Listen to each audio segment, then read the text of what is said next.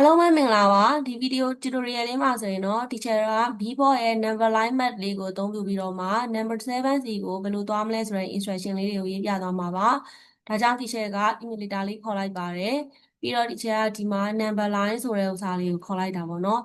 ပြီးတော့ teacher သွားချင်တာကဘာလဲဆိုလို့ရှိရင် cross လုပ်ပြီးတော့အကုန်လုံး clear လုပ်လိုက်တယ်1 2 3 4 5 6 7ကိုသွားချင်တာဒီတော့ teacher ရဲ့ b board က0မှာရှိနေတာ7နေသွားချင်တယ်ဆိုရင် forward ကိုပဲ teacher က7နှုတ်အောင်မှာပေါ့နော်အဲ့တော့1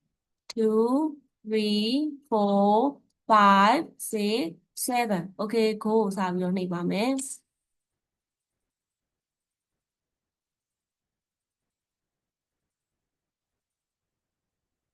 โอเคဒါဆိုရင်ဒီချက်ရဲ့ b board လေးက number 7ကိုရောက်သွားပါပြီအရန်ကိုလွယ်ပါတယ် b board ကစားရတာ